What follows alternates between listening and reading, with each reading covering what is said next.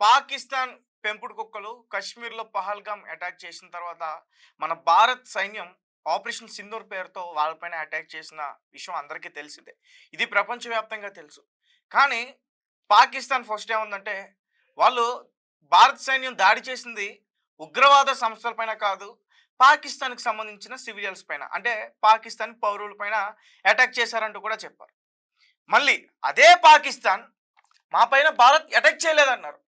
ఇస్లామాబాద్‌లో అబ్బబ్బే! ఇస్లామాబాద్‌లో ఏం చేయలేదు. కరాచీ పోర్ట్‌లో అబ్బబ్బే! కరాచీ పోర్ట్ బానే ఉంది.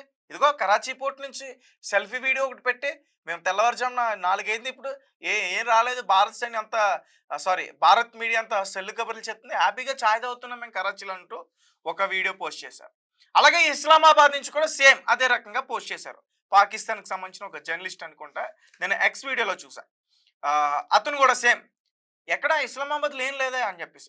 దాని తర్వాత పాకిస్తాన్‌కి సంబంధించిన ఒక ఎయిర్‌పోర్ట్, లాహోర్ ఎయిర్‌పోర్ట్‌లో కూడా భారత్‌కి సంబంధించిన ఒక డ్రోన్ వచ్చింది.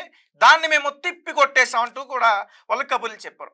దానికి ఏంటంటే సీన్ ఆఫ్ ఎపిసోడ్‌లో ఏంటంటే పాకిస్తాన్‌కి ఎటువంటి ప్రమాదం జరగలేదని చెప్తున్నారు. ఒక పక్క ప్రమాదం జరిగిందని చెప్తున్నారు. వాళ్ళ ప్రజలకేమో మనకి ఏ ప్రమాదం జరగలేదని సొల్లు కబుర్లు చెప్తున్నారు. ఏదైనా అంతర్జాతీయ మీడియా పైన మాత్రం ఇండియానే మా పైన విరుచుకుపడుతుందని మాత్రం సొల్లు కబుర్లు చెప్తున్నారు. వీళ్ళ అడ్డంగా దొరికేశారు. ఇప్పుడు వీళ్ళు ఏం జరగలేదు అంటున్నారు కదా, మొత్తం ఇదిగో మొత్తం తీసుకొచ్చి ఇప్పుడు లిస్టు ఎక్కడెక్కడ ఏం జరిగాయో మొత్తం కూడా తీసుకొచ్చా. అయితే పాకిస్తాన్ సంబంధించి సైనికులు కానీ, పాకిస్తాన్కి సంబంధించిన ఎయిర్ ఫోర్స్ కానీ ఇండియా పైన దాడి చేసినప్పుడు వాళ్ళకి ఏమైందో ఇప్పుడు నేను పూర్తిగా మీకు ఎక్స్ప్లెయిన్ చేసే ప్రయత్నం చేస్తా. అయితే మే 6, 7వ తేదీన దాదాపు పాకిస్తాన్కి సంబంధించి 121 మందికి సివిలియన్స్కి అక్కడ గాయాలని, ఇది వాస్తవమే. ఎందుకంటే ఉగ్రవాదుల ఫ్యామిలీకి సంబంధించిన వాళ్ళు కూడా ఉగ్రవాదులతోనే సమాచారం, వాళ్ళకి అదే మైండ్ సెట్ ఉంటుంది. ఎందుకంటే ఉగ్రవాద స్థావరాలు వాళ్ళు ప్రజలతో కలిసి ఉండరు, వారు సెపరేట్గా ఉంటారు. ఎందుకంటే వాళ్ళు ఆత్మాహుతి దాడులు చేసుకుంటారు. కాబట్టి ఆ రకంగా మనం చెప్పుకోవాలి. సో పాకిస్తాన్ మీడియా ఏం చెప్పిందంటే, మన భారత సైన్యం అటాక్ చేసినప్పుడు 40 మంది పాకిస్తాన్ సివిలియన్స్ గాయపడ్డారు, 121 మందికి సీరియస్ కండిషన్లో ఉందని చెప్పేసి అన్నారు. నిజానికి అక్కడ జరిగింది ఏంటంటే, పాకిస్తాన్కి సంబంధించిన మిలిటరీ 11 మంది చచ్చిపోయారు. ఎప్పుడు ఆపరేషన్ సింధూర్ చేసిన తర్వాత మన పైన అటాక్ చేస్తుంటే మనం కాల్పులు జరిపితే పాకిస్తాన్ మిలిటరీ 11 మంది చనిపోయారు. అలాగే ముఖ్యంగా ఈ పాకిస్తాన్ ఎయిర్ ఫోర్స్ వీళ్ళు ఢిల్లీని టార్గెట్ చేసుకుని దాడి చేయడానికి ప్రయత్నించారు. మన భారత సైన్యం, మన ఇండియన్ ఎయిర్ ఫోర్స్ వాటిని తిప్పికొట్టేసింది. మన ఇంటెలిజెన్స్ వ్యవస్థ చాలా చాలా స్ట్రాంగ్గా ఉంది. ఈరోజు వాళ్ళు అణు ఆయుధాలతో యుద్ధం చేయాలనుకున్న వాళ్ళు చేయలేరు. వాటిని కూడా తిప్పికొట్టేంత స్ట్రాంగ్గా మనం ఉన్నాం. అయితే పాకిస్తాన్ ఎయిర్ ఫోర్స్ ఎవరైతే మన పైన దాడి చేసి భారత్కి అన్యాయం చేయాలనుకున్నారో వాళ్ళు చనిపోయారు కొంతమంది. వాళ్ళ లిస్ట్ చెప్తున్నా. స్క్వాడ్రన్ లీడర్ ఉస్మాన్ యూసఫ్ కుక్క చావు చచ్చాడు. చీఫ్ టెక్నీషియన్, వీళ్ళందరూ కూడా పాకిస్తాన్ ఎయిర్ ఫోర్స్కి సంబంధించిన వాళ్ళు. చీఫ్ టెక్నీషియన్ ఔరంగజేబ్ కుక్క చావు చచ్చాడు. అలాగే సీనియర్ టెక్నీషియన్ నజీబ్, వీడైతే మాత్రం అసలు ముక్కలైపోయాడు. కార్పొరల్ టెక్నీషియన్ ఫరూక్ కుక్క చావు చచ్చాడు. సీనియర్ టెక్నీషియన్ ముబాషిర్, వీడు కూడా కుక్క చావు చచ్చాడు. వీళ్ళందరూ కూడా కుక్కలతోనే సమానం. ఇక పాకిస్తాన్ ఆర్మీ ఎవరైతే 11 మెంబర్స్ చెప్పానో, నాయక్ అబ్దుల్ రెహమాన్, లెన్స్ నాయక్ వకర్, సిపాయి మొహమ్మద్ అబ్దుల్ అక్బర్, సిపాయి నిజార్. సో వీళ్ళందరూ కూడా చనిపోయారు. అయితే మరి భారత సైన్యానికి కూడా కొంచెం గాయపడింది. భారత సైన్యానికి కూడా ఈ పాకిస్తానీ కుక్కలు, ఈ ఉగ్రవాదులు దాడి చేస్తుంటే ప్రజల్ని కాపాడే క్రమంలో కొంతమంది భారతీయ సైన్యం కూడా చనిపోయింది. మరి వీళ్ళు అక్కడ సంబరాలు చేసుకుంటున్నారు. మేము గెలిచాం అని అక్కడ వీడియోలు తీసుకుంటే, ముఖ్యంగా ఒక ప్రముఖ క్రికెటర్ అఫ్రిది, ఆయన ఒక కారులో వెళ్తూ సంబరాలు చేసుకున్న వీడియో ఇప్పుడు సోషల్ మీడియాలో బాగా వైరల్ అవుతుంది. ఒకసారి దాన్ని కూడా ప్లే చేసే ప్రయత్నం చేస్తాను, ఒకసారి దాన్ని కూడా చూడండి. అలాగే కొంతమంది ఎక్స్ అకౌంట్లో కూడా పోస్టులు పెడుతున్నారు. అయితే అసలు జరిగింది ఏంటంటే, పాపం పాకిస్తాన్ వాళ్ళు నిజంగా మరి వాళ్ళ అమాయకులో లేకపోతే వాళ్ళ పిచ్చోలో తెలియదు. అక్కడ గవర్నమెంట్ వాళ్ళ పిచ్చోళ్ళు చేస్తుందని అనుకోవాలి. ఎందుకంటే భారత్తో మేము తలపడలేము, భారత్తో మాకు యుద్ధం వద్దంటూ వెళ్ళి ట్రంప్ కాళ్ళు పట్టుకున్నారు వైట్ హౌస్లో. వాళ్ళని రిక్వెస్ట్ చేస్తే ట్రంప్ మోదీ గారికి ఫోన్ చేసి, బాబు మోదీ దయచేసి అర్థం చేసుకోమ్మా, ఒకవేళ అణ్వాయుధాల వరకు కూడా వెళితే అక్కడ పాకిస్తానీ ప్రజలు చనిపోతారు, ఒకవేళ వాళ్ళు తిరిగి దాడి చేసి ఇక్కడ భారత్లో వేస్తే ఇక్కడ కూడా లక్షలాది మంది ప్రాణాలు విడిచేస్తారు, కాబట్టి ఒకసారి నువ్వు ఆలోచించాలమ్మా అని చెప్పేసి మోడీ గారు ఫోన్ చేశారు. మోడీ గారు సరే అనుకున్నారు, సీజ్ ఫైర్ అమల్లోకి వచ్చింది. అయినా సరే మరి పాకిస్తాన్ కవ్వింపు చర్యలకు పాల్పడింది. దాని తర్వాత మన ఇండియన్ ఎయిర్ ఫోర్స్ యాక్షన్ తీసుకుంది. ఏం చేస్తుందో తెలుసా, బ్రహ్మోస్ మిసైల్స్ని ఇస్లామాబాద్కి సంబంధించిన ఎయిర్ బేస్ మీద కొట్టింది. అక్కడ ఆయుధాలు ఉన్నాయన్నమాట. ఈ పాకిస్తాన్కి సంబంధించిన 7 ఆయుధాలు ఉన్నాయి. సో ఈ బ్రహ్మోస్ ఇది వెళ్ళి అక్కడ మిసైల్ వెళ్ళి ఎగ్జాక్ట్ కొట్టింది. సో అక్కడ పేలినట్టుంది, ఒక భారీ బ్లాస్ట్ వచ్చింది, అక్కడ భూమి కూడా కంపించింది. 2-3 రోజుల నుంచి పాకిస్తాన్లో భూకంపం అన్నారు, కానీ పక్కనే ఆఫ్ఘనిస్తాన్ ఉంది, ఈ పక్కన ఇండియా కూడా ఉంది.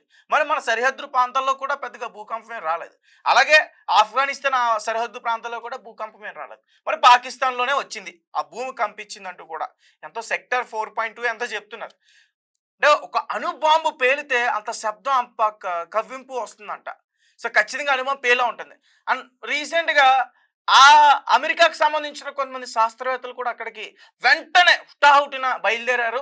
అక్కడ ఏదో పెద్ద ప్రళయం జరగబోతుంది, రేడియేషన్ ఎక్కువైపోయింది, ప్రజలు తట్టుకోలేక అక్కడి నుంచి పారిపోతున్నారు అంటూ కూడా న్యూస్ వచ్చింది. మరి ఇప్పుడు ఎవరు గెలిచినట్టు? అసలు ఇంకా ఎవరు గెలలే, భారత్ కూడా గెలలే. యుద్ధం ఇంకా జరుగుతుంది, పోరాడుతున్నాం మనం. ఈ పహల్గామ్ అటాక్స్కి సంబంధించి ఏదైతే ఆ పాకిస్తానీ పెంపుడు కుక్కలు పాల్పడ్డారో దానికి ధీటుగా భారత సైన్యం సరైన సమాధానం చెప్తున్నాయి. ఒక పక్క మన త్రివిధ దళాలు వాళ్ళతో యుద్ధాన్నే యుద్ధమే చేస్తుంది, కానీ తోక ముడుచుకుని పారిపోయింది ఎవరు? వాళ్ళు. సెలబ్రేషన్ చేసుకుంటుంది ఎవరు? వాళ్ళు. మరి ఇలాంటి వాళ్ళని అసలు ఏం చేయాలి? పైగా డ్రోన్లు వదులుతున్నారు. ఒకసారి రీసెంట్గా పాకిస్తాన్కి సంబంధించి ఒక అప్డేట్ బయటకు వచ్చింది. సో ఒకసారి మా ప్రతినిధి ఆదిత్య లైన్లో ఉన్నారు, ఒకసారి ఆయనతో మాట్లాడే ప్రయత్నం చేద్దాం. ఆదిత్య చెప్పండి, ఈ పాకిస్తాన్కి సంబంధించి మీడియా రెండు రకాలుగా కథనాలు చెప్తుంది. ఒకసారేమో భారత్ని తిప్పికొట్టేసాం మేము అని చెప్తున్నారు, ఇప్పుడేమో మా పాకిస్తాన్ సైన్యం ఇంతమంది చనిపోయారు, మా ఎయిర్ ఫోర్స్కి సంబంధించిన సైనికులు ఎంతమంది చనిపోయారు అని ఒక లిస్ట్ని రిలీజ్ చేసింది. ఏంటి ఆదిత్య, మీ దగ్గర ఉన్న సమాచారం ఏంటి? తేజ, ఇప్పటి వరకు అయితే అంటే భారత్ తో జరిగిన సైనిక ఘర్షణలో 11 మంది సైనిక సిబ్బంది మరణించారని, అలాగే 78 మంది గాయపడ్డారని చెప్పేసి పాకిస్తాన్ అయితే తెలిపింది. అంటే మొదటి నుంచి కూడా మనం చూసుకుంటూ వస్తే ఆపరేషన్ సింధూర్ తర్వాత పాకిస్తాన్ చెప్పిన వివరాలు చూసుకుంటే అన్ని కూడా ఫేక్ చెప్పింది. అంటే మొదట 9 స్థావరాల మీద దాడులు జరిగాయని చెప్పేసి భారత్ అనౌన్స్ చేసినా కూడా లేదు, 5 స్థావరాల మీద జరిగాయని చెప్పేసి వాళ్ళు అనౌన్స్ చేశారు. ఇంతమంది చనిపోయారంటే లేదు, ఇంతే మంది చనిపోయారు, ఇవే నాశనం అయ్యాయని చెప్పేసి ఇలా ఒక రకమైన ఫేక్ ప్రచారం అయితే అటు పాకిస్తాన్ మీడియా చేస్తూ వస్తుంది. ఇప్పటికి కూడా వాళ్ళు పాత వీడియోలు లేకుండా పాత ఫోటోలకు సంబంధించిన మార్పు చేసి మరి వీడియోలు పెట్టేసి ఇగో ఇదే మేము దాడి చేసింది, ఇగో ఇక్కడే ఇంతే అయిందని చెప్పేసి వాళ్ళు చెప్తూ వస్తున్నారు. కాకపోతే అవి ఇంటర్నెట్ లో అవైలబుల్ గా ఉండడం వల్ల ఈజీగా దొరికిపోతున్నారు. పాకిస్తాన్ ఇటువంటి ఫేక్ ప్రచారాలు చేయడానికే పెట్టింది పేరు అని చెప్పేసి కూడా చాలా మంది మాట్లాడుతున్నారు. సో ఇప్పుడు న్యూస్ ఏంటంటే మే 6 నుంచి 7 ఆ రాత్రి భారతదేశం జరిపిన అప్రమేయమైన మరియు ఖండించదగిన దారుణమైన దాడుల్లో 40 మంది పౌరులు మరణించారని, అలాగే 121 మంది గాయపడ్డారని చెప్పేసి ఈ సైన్యం ఒక ప్రకటనలో అయితే పేర్కొనడం జరిగింది.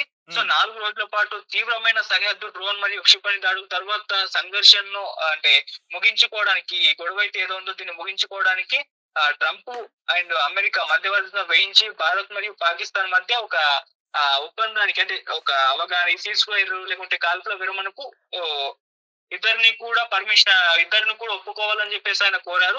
ఇరు దేశాలు కూడా యాక్సెప్ట్ చేసి ఈ సీజ్ ఫైర్ అయితే అమలు అయితే జరుగుతుంది.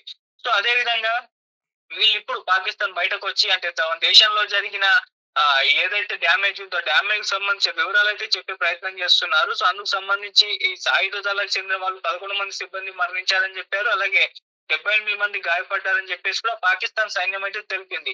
అలాగే ఎవరెవరు చనిపోయారంటే పాకిస్తాన్ వైమానిక దళం నుండి బాధితుల్లో స్క్వాడ్రన్ లీడర్ ఉస్మాన్ యూసఫ్ అనే వ్యక్తి, chief technician Aurangzeb, senior technician Najeeb, corporal technician Farooq మరియు సీనియర్ టెక్నీషియన్ ముజీబర్ ఉన్నారని కూడా తెలిపింది.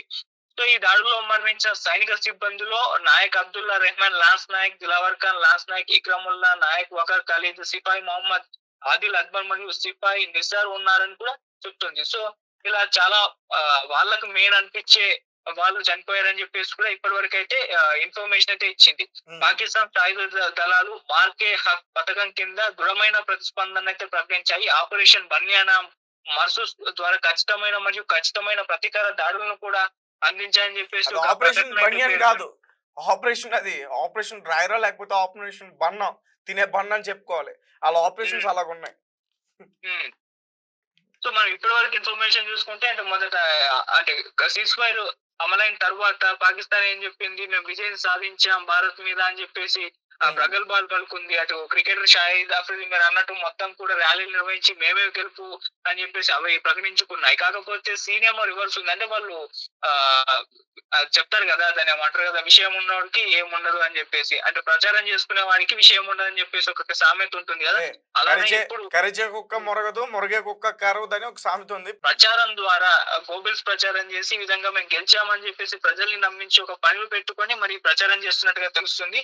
ఆల్రెడీ మోదీ గారు కూడా అనౌన్స్ చేశారు, భారత్ విజయం సాధించిందని కూడా చెప్పారు. అండ్ ఆపరేషన్ సింధూర్ ఇంకా ముగిసిపోలేదు, ఉగ్రవాదుల పైన కంటిన్యూస్ గా పోరు నడుస్తుందని కూడా ఆయన అయితే అనౌన్స్ చేయడం మనం చూస్తున్నాం. సో ఈ నేపథ్యంలోనే ఇప్పుడు పాకిస్తాన్ ఏదైతే ఇప్పుడు ఇన్ఫర్మేషన్ ఇచ్చిందో ఇంతమంది చనిపోయారని చెప్పేసి, మరి దీంట్లో ఏంటి లెక్క కరెక్టే లేదో అని తెలియదు. అంటే వాళ్ళు చెప్పేది నమ్మ రాకుండా అయిపోయింది. మొన్నటి వరకు కూడా అబద్ధాలు ఆడితే ఇప్పుడు ఒక సడన్ గా ఇది జరిగిందని చెప్తే దాన్ని ఎవరు కూడా యాక్సెప్ట్ చేయలేరు. ఇంకెక్కువ ఉండే ఛాన్సెస్ ఉన్నాయని కూడా చాలా మంది అభిప్రాయాలు వ్యక్తం చేస్తున్నారు. చూద్దాం మరి. సో ఇప్పటి వరకు అందిన ఇన్ఫర్మేషన్ ప్రకారం అయితే ఇంత డ్యామేజ్ అయితే పాకిస్తాన్ తో జరిగింది. మరి ఇంత డ్యామేజ్ జరిగిన తర్వాత కూడా మేము గెలిచామని వాళ్ళు చెప్పుకోవడం వెనుక హాస్యాస్పదం తప్పితే మరొకటి కాదు Teja. Right, thank you Aditya. Thank you. So guys, ఈ అఫ్రిది గాడి వీడియో ఒకసారి ప్లే చేస్తున్నారు, చూడండి ఒకసారి. సో అఫ్రిది గాడు అనే అనాలి, ఎందుకంటే వాడికి కనీస బుద్ధి లేదు. ఒక పక్క పహల్గామ్లో అటాక్ జరిగి 26 మంది భారతీయ పౌరులు చనిపోయారు. చేసింది ఎవరు? పాకిస్తానీ పెంపుడు కుక్కలే కదా. మళ్ళీ మేము కాదంటాం. మరి మీరు కాదన్నప్పుడు, మీ వాళ్ళు కాదన్నప్పుడు, మరి ఉగ్రవాదులు చనిపోయిన తర్వాత వాళ్ళ అంత్యక్రియలకు మీరు ఎందుకు హాజరయ్యారయ్యా? మీ ఫోటోలన్నీ క్లియర్గా కనిపిస్తున్నాయి కదయ్యా, ప్రపంచమంతా చూస్తుంది కదయ్యా. ఇంకా డ్రామాలా? వీడు సంబరాలు చేసుకుంటాడు అఫ్రిది గాడు.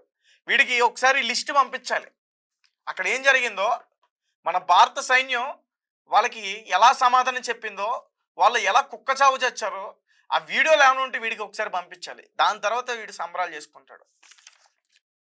సో ఇది పాకిస్తాన్ పరిస్థితి, పాకిస్తాన్ నుంచి ఉన్న అప్డేట్. సో ఇక పాకిస్తాన్కి రెండు ఆప్షన్స్. ఉగ్రవాదుల్ని మీరు భారతదేశానికి అప్పచెప్తారా, లేదంటే భారత్ సైన్యం చేతిలో మీరు చేస్తారా, అంతే. జై హింద్, జై భారత్.